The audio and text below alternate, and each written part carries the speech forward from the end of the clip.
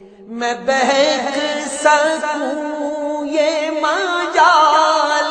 کیا، میرا رہنما کوئی اور ہے۔ نحمدہ و نصلی علی رسولہ النبی الکریم الامین، اما بعد فاعوذ باللہ السمیع العلیم من الشیطان الرجیم، بسم اللہ الرحمن الرحیم۔ قال اللہ تبارک و تعالی فی القرآن الحکیم، ان اللہ و ملائکتہ یصلون علی النبی یا ایہا الذین آمنوا صلوا علیہ وسلموا تسلیما۔ الصلاۃ والسلام علیک یا رسول اللہ، الصلاۃ والسلام علیک یا نبی اللہ، الصلاۃ والسلام علیک یا شفیع المذنبین وعلی آلک و اصحابک یا رحمۃ للعالمین۔ اللہ تبارک و تعالیٰ کی حمد و ثنا سرور کونین جان عالم حضرت محمد مصطفیٰ صلی اللہ علیہ وسلم اور آپ کے جمیع آل و اصحاب کی بارگاہ ناز میں انتہائی تعظیم و تکریم کے ساتھ درود و سلام کے نذرانوں کے بعد، سامعین ذی وقار، میرے دینی اور یقینی دوستو، بزرگ اور بھائیو، قرآن کریم فرقان حمید کا تفسیری سلسلہ تفسیر اعجاز القرآن بحمدہ تعالی تسلسل کے ساتھ جاری ہے۔ اللہ تبارک و تعالی سے دعا ہے کہ اللہ تعالی اس سلسلے کو ہمارے لیے اور ہمارے جمیع متعلقین اور سامعین کے لیے ذریعہ نجات بنائے۔ اللہ تبارک و تعالی کے فضل و کرم سے سورہ نساء 5واں پارہ، اور آج ہم سورہ نساء کے 7ویں رکوع اور 5ویں پارے کے 4تھے رکوع کی تفسیر آپ کی خدمت میں پیش کریں گے۔ اللہ تعالی ہم سب کو حق کی پیروی کرنے کی توفیق مرحمت فرمائے۔ اللہ تبارک و تعالی قرآن کریم فرقان حمید میں ارشاد فرماتے ہیں، 5ویں پارے کی 42 آیات کا درس ہو چکا، آج آیت نمبر 43 ہے۔ اللہ تعالیٰ قرآن کریم میں ارشاد فرماتے ہیں، یا ایہا الذین آمنوا لا تقربوا الصلاة وانتم سقارى حتی تعلموا ما تقولون ولا جنبا الا عابری سبیل حتی تغتسلوا وان کنتم مرضى او علی سفر او جاء احد منکم من الغائط او لمستم النساء فلم تجدوا ماء فتیمموا صعیدا طیبا فامسحوا بوجوہکم وایدیکم ان اللہ کان عفوا غفورا۔ اے ایمان والو، نشے کی حالت میں نماز کے قریب نہ جاؤ جب تک یہ سمجھنے نہ لگو وہ بات جو تم کہو، اور ناپاکی کی حالت میں نماز کے قریب حتیٰ کہ تم غسل کر لو، سوائے اس کے کہ تم حالت سفر میں ہو تو تیمم کر لو، اور اگر تم بیمار ہو یا سفر میں ہو یا تم میں سے کوئی قضائے حاجت سے آیا ہو یا تم نے عورتوں سے ہم بستری کی ہو اور پانی نہ پاؤ تو پاک مٹی سے تیمم کرو، تو اپنے ہاتھ، منہ اور ہاتھوں کا مسح کر لیا کرو، بے شک اللہ معاف کرنے والا، بخشنے والا ہے۔ آیات تیمم انتہائی اہم آیات قرآن کریم کی ایک بہت بڑا شرعی مسئلہ کہ اگر پانی موجود نہ ہو اور نماز کا وقت جا رہا ہو، چاروں سمتوں تک یعنی مشرق، مغرب، شمال، جنوب، 1 میل تک پانی نہ ملنے کی امید ہو، یا پانی موجود ہو اور دشمن اس پر قابض ہو، یا پانی موجود ہو تو وہاں تک جانے کا خطرہ ہو، راستے میں خطرناک لوگوں سے آمنا سامنا ہونا متوقع ہو، یا خونخوار جانوروں کا کسی انسان پر حملہ کرنا متوقع ہو، کوئی بھی ایسی صورتحال، بیمار ہو اور کسی ایسی بیماری میں مبتلا ہو کہ پانی کے استعمال سے اس بیماری کے اندر اضافہ ہونا بھی متوقع ہو، تو پھر ان صورتوں میں اللہ تبارک و تعالیٰ نے امت مسلمہ کے لیے ایک بہت بڑی رحمت، بہت بڑا کرم، بہت بڑا فضل فرمایا کہ ایسی صورتحال میں تیمم کی اجازت دے دی گئی۔ تیمم وضو کے قائم مقام بھی ہے اور غسل جنابت کے قائم مقام بھی ہے۔ اگر کوئی شخص حالت جنابت میں ہے یا اس نے وضو کرنا ہے تو وہ نیت کر لے، اگر وہ نیت کرتا ہے کہ میں یہ تیمم حالت جنابت سے پاکی کے لیے کر رہا ہوں،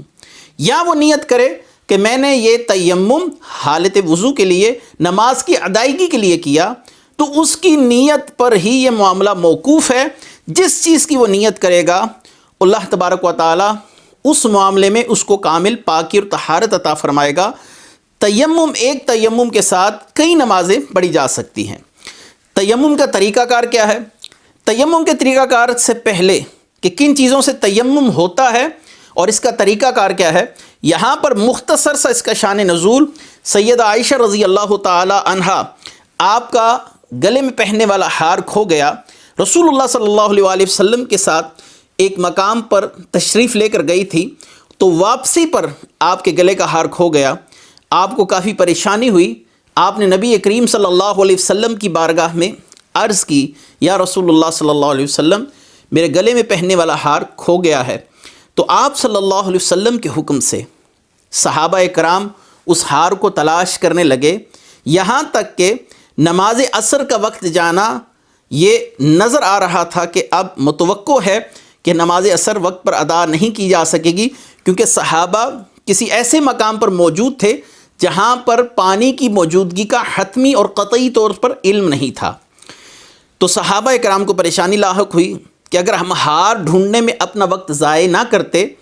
تو پھر ہم پانی ڈھونڈ لیتے اور اس سے وضو کر کر نماز پڑھتے۔ تو اللہ تبارک و تعالی نے اس صورتحال کے پیش نظر تیمم کی آیات کا نزول فرمایا کہ جب تم پانی نہ پاؤ تو تیمم کرو۔ تیمم کا طریقہ کار کیا ہے اور تیمم کن چیزوں کے ساتھ ہوتا ہے؟ یاد رکھیے کہ تیمم ہر اس چیز سے ہوتا ہے جو مٹی کی جنس سے ہو، جیسے یہ گرد و غبار، یہ جو مٹی کی ایک دبیز سی تہ جم جاتی ہے گرد کی،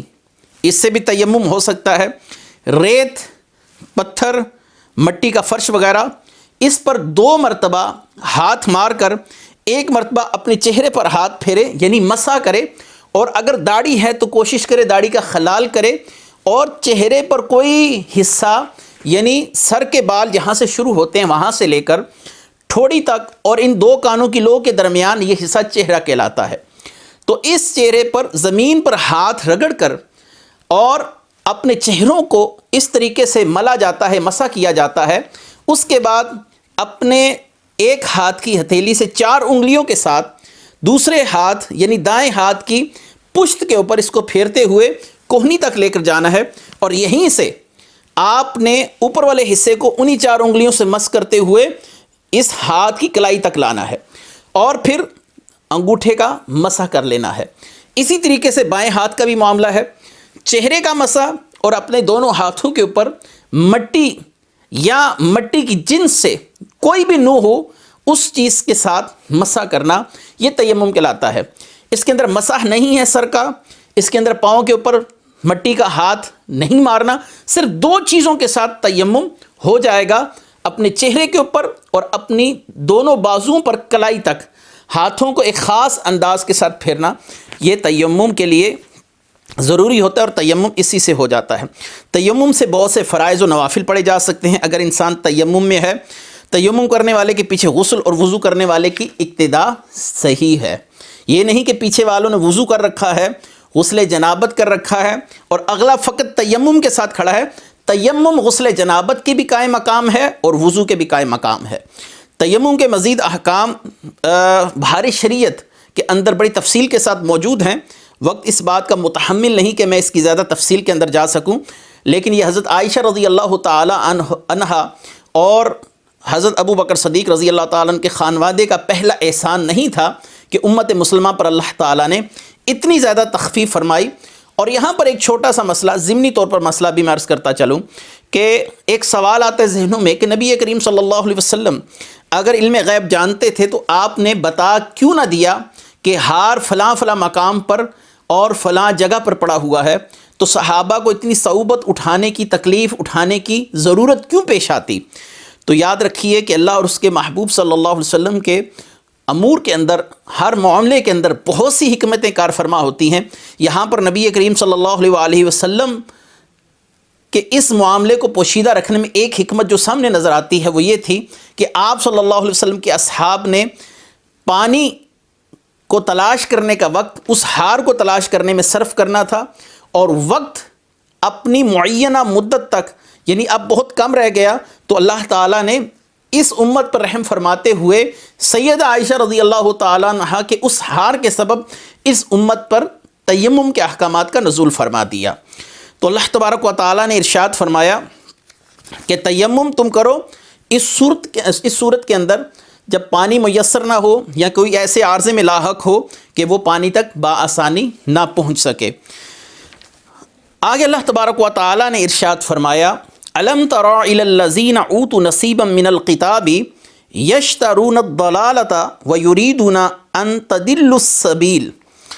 کیا تم نے ان لوگوں کو نہ دیکھا جنہیں کتاب سے ایک حصہ ملا، وہ گمراہی خریدتے ہیں اور چاہتے ہیں کہ تم سے ان کو یہ چاہیے کہ تم بھی راستہ بھٹک جاؤ، یعنی تمہارے لیے ان کے مقاصد بھی ہیں کہ یہ بھی راستہ بھٹک جائیں، شریعت محمدیہ کو چھوڑ دیں۔ یہاں پر اس آیت کا خطاب یہودیوں کے ساتھ ہے کہ یہودی جنہیں تورات دی گئی اور اس میں حضرت موسیٰ علیہ السلام کی تعلیمات موجود ہیں، اس کے ساتھ ساتھ نبی کریم صلی اللہ علیہ وآلہ وسلم کے آنے کی خوشخبریاں، شریعت محمدیہ کے کچھ معاملات پر گفتگو کی گئی۔ اللہ تبارک و تعالیٰ نے ہر نبی، ہر شریعت میں نبی کریم صلی اللہ علیہ وسلم کے آنے کا تذکرہ اس امت تک پہنچانے کے لیے اس نبی سے جو عالم ارواح میں عہد لیا تھا، اس عہد پر کاربند ہوتے ہوئے ہر نبی نے اپنی امت تک رسول اللہ صلی اللہ علیہ وسلم کی شان، عظمت، آپ کی نشانیاں بیان کی۔ یہودی بھی یہ نشانیاں جانتے تھے، جیسے کہ ہمارے جو دروس سیرت چل رہے ہیں، ہم نے ان میں بڑی تفصیل کے ساتھ ان واقعات کو تفصیل کے ساتھ بیان کیا ہے کہ رسول اللہ صلی اللہ علیہ وسلم کو یہ ایسے پہچانتے تھے جیسے کوئی انسان ہزاروں کے مجمع میں اپنے بیٹے کو ایک ہی نظر میں پہچان لیتا ہے۔ رسول اللہ صلی اللہ علیہ وسلم کی نشانیاں اتنی عیاں تھیں، اتنی ظاہر تھیں کہ عبداللہ بن سلام نے رسول اللہ صلی اللہ علیہ وسلم کو دیکھا تو فوراً رسول اللہ صلی اللہ علیہ وسلم کو پہچان گئے کہ آپ اللہ تبارک و تعالیٰ کے نبی ہیں۔ یہاں پر یہود کی اس گمراہی کا ذکر ہے کہ رسول اللہ صلی اللہ علیہ وسلم کے متعلق جانتے بوجھتے ہوئے آپ کے اوصاف چھپاتے، آپ کی نعت چھپاتے، آپ کی شانوں اور عظمتوں کو لوگوں کے سامنے بیان نہ کرتے، یعنی تورات کا ایک حصہ بیان کرتے جو ان کے مطلب کے موافق ہوتا، وہ حصہ بھی چھوڑ دیتے جس میں ایسی ایسی سزائیں موجود تھیں جو ان کی طبیعت پر گراں گزرتی تھیں۔ مثلا شادی شدہ مرد کا شادی شدہ عورت کے ساتھ بدکاری کرنا، یہ یہودیوں کی طبیعت پر بڑا گراں تھا، انہوں نے اس حکم کو بھی بدل کے رکھ دیا یا چھپاتے تھے۔ بہرحال یہودیوں کی بددیانتیاں بڑی تفصیل کے ساتھ ہم سورہ البقرہ کی تفسیر کے اندر بیان کر کے آ چکے ہیں، اس لیے یہاں پر میں مختصر سا کلام کرتا ہوا آگے چلتا ہوں۔ اللہ تبارک و تعالیٰ نے ارشاد فرمایا واللہ عالم بِأَعْدَائِكُمْ وَكَفَى بِاللَّهِ وَلِيًّا وَكَفَى بِاللَّهِ نَصِيرًا، اور اللہ تمہارے دشمنوں کو خوب جانتا ہے اور حفاظت کے لیے اللہ ہی کافی ہے، اللہ ہی کافی مددگار ہے۔ یہود نبی کریم صلی اللہ علیہ وسلم کے لیے عام مسلمانوں کے دل میں شک و شبہات کے بیج بوتے تھے۔ کبھی کہتے کہ رسول کریم صلی اللہ علیہ وسلم یہ وہ نبی نہیں ہے جس نبی نے آنا تھا، کیونکہ ان کی نشانیاں یوں ہماری کتابوں میں مذکور ہیں، اور وہ ان نشانیوں کو اپنے مقام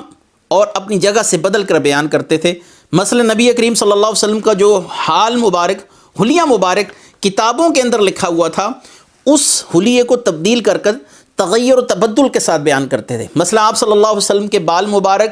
نہ زیادہ سیدھے تھے نہ زیادہ گھنگریالے تھے، لیکن یہ لوگوں کو بتاتے تھے کہ نبی کریم صلی اللہ علیہ وآلہ وسلم کے بال مبارک گھنگریالے ہوں گے اور ان کا قد طویل ہوگا، یعنی ہر اس نشانی کو، ہر اس وصف کو جو ان کی کتابوں میں نبی کریم صلی اللہ علیہ وسلم کے متعلق بیان ہوا، اس کو تبدیل کر کے لوگوں کو بتاتے تھے تاکہ لوگ دین اسلام چھوڑ دیں اور کفر کی طرف لوٹ آئیں۔ وہ جس پرانے مذہب پر تھے، یہودیت پر تھے، عیسائیت پر تھے اور مشرقین سے تھے، تو وہ اپنے اس عقیدے اور نظریے پر ندامت محسوس کریں کہ ہم مسلمان کیوں ہوئے، اور پھر وہ واپس لوٹ آئیں۔ حضرت ابن عباس رضی اللہ تعالیٰ عنہ نے اس آیت الم تر الی الذین اوتوا نصیبا من الکتاب اس کے متعلق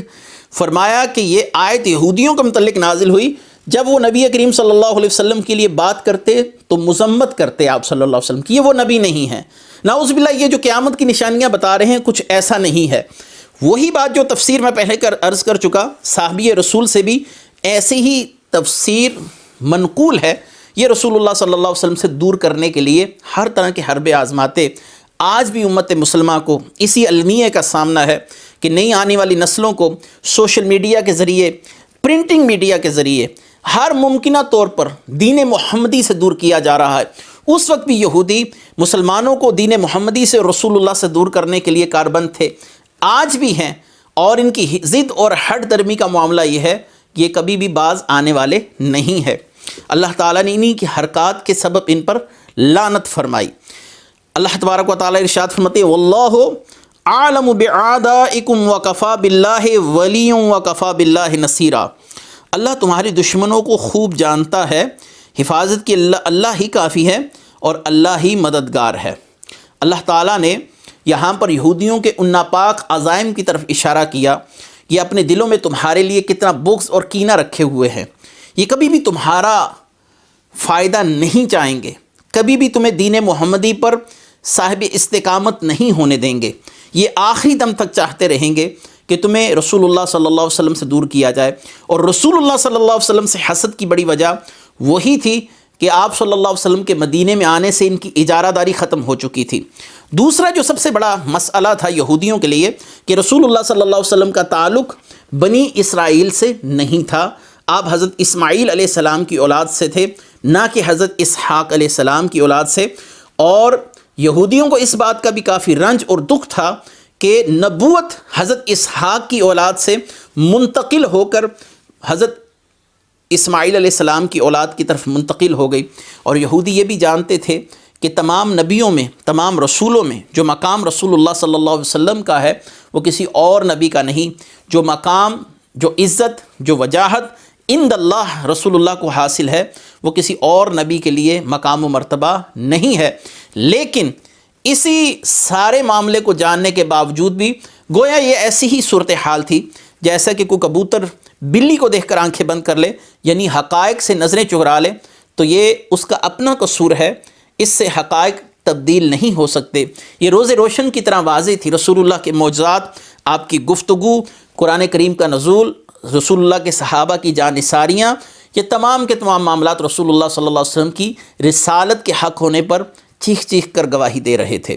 آگے اللہ تبارک و تعالیٰ ارشاد فرماتے من الذین حادوا یحرفون الکلم عن مواضعہ ویقولون سمعنا وعصینا واسمع غیر مسمع وراعنا لیا بألسنتہم وطعنا فی الدین ولو انہم قالوا سمعنا وعطانا واسمع وانظرنا لکان خیرا لہم وَأَقْوَمَ وَلَكِنْ لَعْنَهُمُ اللَّهُ بِكُفْرِهِمْ فَلَا يُؤْمِنُونَ إِلَّا قَلِيلًا۔ یہودیوں میں کچھ وہ ہیں جو کلمات کو ان کی جگہ سے بدل دیتے ہیں اور کہتے ہیں ہم نے سنا اور مانا نہیں، اور آپ سنیں، آپ کو نہ سنایا جائے، اور آئینہ کہتے ہیں زبان مروڑ کر اور دین میں تانے کے لیے۔ اگر وہ کہتے کہ ہم نے سنا اور مانا اور حضور ہماری بات سنیں اور ہم پر نظر فرمائیں تو ان کے لیے زیادہ بہتر اور درست ہوتا، لیکن ان پر تو اللہ نے ان کے کفر کی وجہ سے لعنت کر دی، تو وہ بہت تھوڑے یقین رکھتے ہیں۔ آیت کا خلاصہ کلام یہ ہے کہ یہودیوں کی خصلت تھی اور عادت تھی کہ نبی کریم صلی اللہ علیہ وآلہ وسلم کی بارگاہ میں بیٹھ کر آپ صلی اللہ علیہ وآلہ وسلم کی گفتگو کی نقل اتارنے کی کوشش کرتے، کبھی آپ صلی اللہ علیہ وسلم کو ایسے عامیانہ الفاظ کے ساتھ پکارتے جیسے ایک لفظ ہے راعینا، رعایت کیجئے، اور یہ یہودی اس لفظ کو راعینا کہہ کر کھینچ کر پڑھتے تھے، تو اس کا مطلب ہے ہمارے چرواہے، یا نعوذ باللہ بکریاں چرانے والا، اس سے مراد وہ یہ لیتے تھے۔ اور جب مسلمان ان سے اس کا مطلب اور معنی اور مفہوم پوچھتے تھے تو وہ کہتے ہمارے ہاں تو اس کا مطلب ہے رعایت کیجیے، یعنی بات کو دوبارہ دہرا دیجئے، لیکن ان کے دل ان کی زبان کے ساتھ ترجمانی نہیں کر رہے تھے، موافقت نہیں رکھتے تھے، اصل میں وہ رسول اللہ صلی اللہ علیہ وسلم کی توہین کر رہے ہوتے تھے۔ یہاں پر لفظ ایک ہے، صحابہ کا کہنا راعینا، رعایت فرمائیے، یعنی بات دہرا دیجئے، مسئلہ ہمیں سمجھ نہیں آیا یا دوبارہ سے وضاحت کر دیجئے، اچھے سے سمجھ آ جائے۔ اور یہودی راعینا کہتے تھے، یعنی نعوذ باللہ اے چرواہے۔ تو اب اس لفظ کو صحابہ کے لیے بھی استعمال کرنا منع کر دیا گیا، اگرچہ صحابہ کی نیت قطعاً یہ نہیں ہوتی تھی کہ ہم رسول اللہ صلی اللہ علیہ وسلم کی توہین کے نقطہ نظر سے آپ کو پکارے ہیں، کیونکہ اس لفظ کے دو معنی تھے۔ ایک معنی محمود ہے، اچھا ہے، یعنی نظر فرما دیجئے، دوبارہ دہرا دیجئے، اور ایک لفظ کا معنی مذموم ہے، راعینا یعنی رسول اللہ صلی اللہ علیہ وسلم کی توہین پر مشتمل ہے۔ تو ایسا لفظ جس میں دونوں پہلو ہوں، ایک اچھا پہلو بھی ہو اور ایک برا پہلو بھی ہو، ان کو رسول اللہ صلی اللہ علیہ وسلم کے لیے قطعاً استعمال نہیں کیا جا سکتا۔ مثلا قاضی ایاز رحمۃ اللہ علیہ اپنی معرکۃ العراء کتاب شفا شریف کے اندر لکھتے ہیں کہ ایک شخص وہ یہ کہے کہ میں نے رسول اللہ بول کر بچھو کی نیت کی ہے، میں نے رسول اللہ بول کر بچھو کی نیت کی ہے، تو کیونکہ بچھو بھی اللہ کا بھیجا ہوا ہے، تو یعنی یہاں پر رسول اللہ سے مراد نعوذ باللہ بچھو ہے۔ تو ایسا شخص جو اس طرح کی بات کرے تو قاضی ایاز رحمۃ اللہ علیہ فرماتے ہیں کہ ایسے شخص کو قتل کرنے میں کوئی اختلاف نہیں ہے۔ جو رسول اللہ صلی اللہ علیہ وسلم کی توہین کا مرتکب ہو اس کے لیے توبہ کا دروازہ بند کر دیا جاتا ہے اور ایسے شخص کو مار دیا جاتا ہے، اور اس کے الفاظ میں تعویل قبول نہیں کی جائے گی۔ رسول اللہ صلی اللہ علیہ وآلہ وسلم کے لیے لفظ صراحتاً ہو، کنایتاً ہو، تصریحاً ہو، تلویحاً ہو، کسی طریقے سے بھی رسول اللہ صلی اللہ علیہ وسلم کی توہین کا کوئی شخص مرتکب ہو رہا ہو تو ایسے شخص کے لیے فقہا نے بڑے سخت احکامات، اور بعض فقہا یہاں تک گئے ایسے شخص کی توبہ قبول نہیں کی جائے گی، اس کا نماز جنازہ نہیں پڑھا جائے گا، اس کی تدفین کے معاملات نہیں کیے جائیں گے۔ تو یہ جو یہودی تھے رسول اللہ صلی اللہ علیہ وسلم کی گفتگو سنتے اور کہتے سمینا وعصینا، زبان سے کہتے ہاں ہاں ہم نے سن لیا، دل سے کہتے نہیں مانتے آپ کی بات کو، یہ رسول اللہ صلی اللہ علیہ وسلم کے ساتھ مذاق کے مترادف ہے۔ اللہ نے فرمایا اگر یہ کہتے سمینا واطعنا، سنا اور اطاعت کی، تو اللہ تعالیٰ ان کو ایمان کی دولت عطا فرما دیتا، کیونکہ محبوب کریم صلی اللہ علیہ وسلم کا ادب جو کر رہے ہیں، جو لوگ نبی کریم صلی اللہ علیہ وسلم کا ادب کرتے ہیں، اللہ تعالیٰ ان کو ایمان کی دولت سے فیض یاب فرما دیتا ہے۔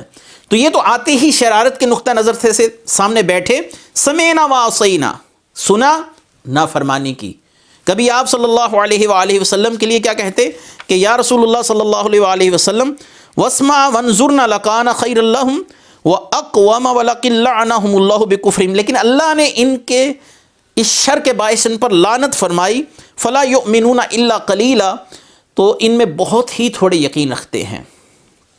یہاں پر گستاخی رسول کا مسئلہ ایک طویل مسئلہ ہے، لیکن ہمارا وقت جو درس ہے یہ بہت مختصر ہوتا ہے، 30 منٹ پر محیط ہے، اس میں ہم نے اپنی گفتگو کو سمیٹنا ہوتا ہے، اس لیے میں آگے کی طرف نکلتا ہوں۔ یا ایھا الذین اوتوا الکتاب آمنوا بما نزلنا مصدقا لما معاکم من قبل ان نطمس وجوہا فنردها علی ادبارها او نلعنہم کما لعنا اصحاب السبت وکان امر اللہ مفعولا۔ اے کتاب والو، جو ہم نے تمہارے پاس موجود کتاب کی تصدیق کرنے والا قرآن اتارا ہے اس پر ایمان لاؤ، اس سے پہلے کہ ہم چہرے بگاڑ دیں، پھر انہیں ان کی پیٹھ کی صورت پھیر دیں، یا ان پر ایسے ہی لعنت کریں جیسے ہفتے والوں پر لعنت کی گئی، اور اللہ کا حکم ہو کر رہتا ہے۔ یہاں پر یہودیوں کی ہٹ دھرمی اور یہودیوں کی نبی کریم صلی اللہ علیہ وسلم کے ساتھ جو حسد اور کینے کی صورتحال ہے اس کو بیان کیا جا رہا ہے کہ تمہارے پاس جو قرآن محمد مصطفیٰ صلی اللہ علیہ وسلم کے ذریعے پہنچا، یہ تمہاری کتاب کی تصدیق کرنے والا ہے۔ تمہارا نبی کریم صلی اللہ علیہ وسلم سے حسد کرنا نہیں بنتا، بلکہ تمہیں چاہیے تھا تم ان کے اقدامات کو سراہتے، فوراً قبول کر لیتے کہ یہ تو ہمارے پر اترنے والی کتاب کی تصدیق کرنے کے لیے آئے ہیں۔ حضرت موسیٰ علیہ السلام پر جو اللہ نے کتاب کا نزول فرمایا، یہ اس کتاب کی تصدیق کر رہے ہیں کہ واقعی یہ کلام اللہ ہے، اگرچہ یہودیوں نے وقت کے ساتھ ساتھ اس میں تغیر و تبدل کر دیا تھا، لیکن بحیثیت مسلمان آج بھی ہمارا عقیدہ اور یقین ہے کہ اللہ تبارک و تعالیٰ کی طرف سے آسمان سے تورات، زبور اور انجیل کا نزول ہوا، اگرچہ وقت کے ساتھ ان میں تغیر و تبدل ہوا، لیکن ہم انہیں اس اللہ تبارک و تعالیٰ کی طرف سے نازل شدہ کتابیں مانتے ہیں۔ تو ایسے ہی اللہ تبارک و تعالیٰ نے فرمایا کہ تمہارے پاس قرآن آیا جو تمہاری کتاب کی تصدیق کر رہا تھا، لیکن تم ہٹ دھرمی پر جم گئے۔ اور پھر حضرت موسیٰ علیہ السلام کی اس قوم کی ہٹ دھرمی دیکھیے، یا بنی اسرائیل کی ہٹ دھرمی دیکھیے کہ ان کو ہفتے کے دن شکار کرنے سے منع کیا گیا، لیکن یہ ہفتے کے دن ایک تدبیر کرتے کہ انہوں نے ایک چھوٹے سے سوراخ، چھوٹے سے حوض بنا رکھے تھے اور مچھلیوں کو ہانک کر ان حوضوں کے اندر کر دیتے تھے، اتوار کے دن ان میں سے مچھلیوں کو پکڑ لیا کرتے تھے۔ اللہ تبارک و تعالیٰ نے ان کی اس ہیلہ بازی کے باعث ان کی صورتوں کو مسخ کر دیا۔ اللہ تعالیٰ نے فرمایا اگر تم باز نہ آئے تو پھر تمہارے ساتھ بھی یہی معاملہ ہوگا، تمہاری صورتیں مسخ ہو جائیں گی جیسے تمہارے بڑوں کی گئی۔ آگے اللہ تعالیٰ نے ارشاد فرمایا ان اللہ لیغفر ان یشرک بہ ویغفر ما دون ذلک لمن یشاء ومن یشرک باللہ فقد افتری اثما عظیما۔ بے شک اللہ تعالیٰ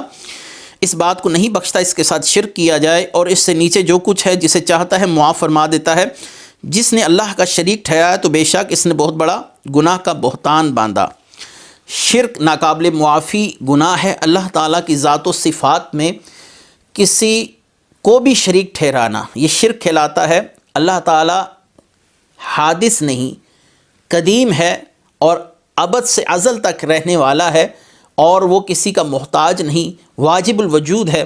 اگر کوئی انہی صفات کے ساتھ کسی شخص کے اندر ان صفات کا اثبات کرے تو وہ بھی مشرک ہے۔ یہ نہیں کہ اللہ تبارک و تعالیٰ کے لیے لفظ رب کا استعمال ہوا، والدین کو بھی اللہ تعالیٰ نے قرآن میں رب ارحمہما کما ربیانی صغیرہ کہا، لیکن اللہ تعالیٰ کی ربوبیت اللہ کے شایع نشان ہے، اور والدین کی ربوبیت بچے کو پالنا وہ ان کی اپنی استطاعت اور ان کے مقام کے شایع نشان ہے۔ شرک معاف نہیں ہوگا، اس کے علاوہ کوئی بھی گناہ معاف ہوگا۔ حضرت علی فرماتے ہیں یہ آیت میرے لیے بڑی پسندیدہ آیت تھی کہ اللہ تعالیٰ نے باقی گناہوں کی بخشش کی نوید اس آیت میں سنا دی، جیسے کہ سنن ترمذی میں حدیث ہے۔ آگے اللہ تعالیٰ نے ارشاد فرمایا الم تر الی الذین یزکون انفسہم بل اللہ یزکی من یشاء ولا یظلمون فتیلا۔ کیا تم نے ان لوگوں کو نہیں دیکھا جو خود اپنی پاکیزگی بیان کرتے ہیں، بلکہ اللہ جسے چاہتا ہے پاکیزہ بنا دیتا ہے، ان پر کھجور کے اندر کی جھلی کے برابر بھی ظلم نہیں کیا جائے گا۔ یہود و نصارہ بزام خواہش اپنے خیال کے مطابق یقین رکھتے تھے ہم اللہ کے لاڈلے ہیں، محبوب ہیں، اللہ تعالیٰ ہمیں جہنم میں نہیں بھیجے گا۔ اللہ تعالیٰ نے اس نظریے کی تردید کی کہ اللہ تعالیٰ جانتا ہے کہ کون پاک ہے، کون طاہر ہے، اور کس کا مقام کیا ہے۔ اس آیت سے خود پسندی کی بھی مذمت ہوتی ہے۔ نبی کریم صلی اللہ علیہ وآلہ وسلم نے ارشاد فرمایا جس نے کسی نیک عمل پر اپنی تعریف کی تو اس کا شکر ضائع ہو گیا اور عمل برباد ہو گیا۔ آخری آیت اس رکوع کی انظر کیف یفترون علی اللہ الکذب وکفی بہ اثما مبینا۔ دیکھو یہ اللہ پر کیسا جھوٹ باندھ رہے ہیں، اور کھلے گناہ کے لیے یہی جھوٹ کافی ہے۔ خود سے اللہ تعالیٰ کی طرف یہ بات منسوب کر رکھی ہے کہ اللہ تعالیٰ ہمیں جہنم میں نہیں جلائے گا، ہم اللہ کے محبوب ہیں۔ اللہ تعالیٰ نے فرمایا یہ تو خود ساختہ باتیں ہیں، یہ اللہ پر جھوٹ باندھ رہے ہیں، اللہ نے ان سے کوئی ایسا وعدہ نہیں فرمایا۔ یہودیوں کا کہنا یہ تھا کہ اللہ تعالیٰ ہمیں جہنم میں نہیں بھیجے گا مگر صرف اتنے ہی ایام جتنی بچھڑے کی پرستش کی گئی قوم یہود سے، جتنے دن بچھڑے کی پرستش ثابت ہے بس اتنے دن ہی۔ اور عیسائیوں کا عقیدہ اور نظریہ یہ ہے کہ حضرت عیسیٰ علیہ السلام نے سولی پر چڑھ کر امت عیسائیت کے گناہوں کو معاف کروا دیا ہے، اور اللہ تعالیٰ ہمیں جہنم میں قطعاً نہیں پھینکے گا۔ اللہ تعالیٰ نے فرمایا یہ تو نرا جھوٹ ہے جو یہ آپ سے گھڑے ہوئے اور خود ساختہ جھوٹ کو لوگوں میں پھیلا رہے ہیں، اس سے لوگوں کے عقائد میں تزلزل اور تذبذب پیدا کرنے کی کوشش کر رہے ہیں۔ اللہ کی طرف سے کوئی ایسی وحی نہیں اتاری گئی، یہ جھوٹ کا پلندہ ہے جو یہودی اور عیسائی لوگوں کے ساتھ بات کرتے ہیں۔ اللہ تبارک و تعالیٰ نے سورہ مائدہ آیت نمبر 18 میں فرمایا نحن ابناء اللہ و احباؤہ، ہم اللہ کے بیٹے ہیں اور اس کے محبوب ہیں۔ تو یہ اپنا تزکیہ بیان کر رہے ہیں خود سے اللہ نے ہمیں یہ مقام عطا کیا کہ ہم اللہ کے محبوب ہیں، ہم جہنم میں نہیں جائیں گے۔ اللہ نے فرمایا وَلَا يُظْلَمُونَ فَتِيلًا، ان لوگوں کے اس فعل کبھی کی بنا پر ان کو عذاب دیا جائے گا، اور اس عذاب میں ان پر ایک دھاگے کے برابر بھی ظلم نہیں کیا جائے گا، یعنی جتنا گناہ کیا اس کا عذاب تو یہ بھگتیں گے۔ اللہ تعالی ہمیں ہدایت مرحمت فرمائے اور نبی کریم صلی اللہ علیہ وسلم کی اسوہ حسنہ پر چلنے کی توفیق مرحمت فرمائے۔ وآخر دعوانا ان الحمد للہ رب العالمین۔ میں بہک سکوں یہ مجال کیا میرا رہا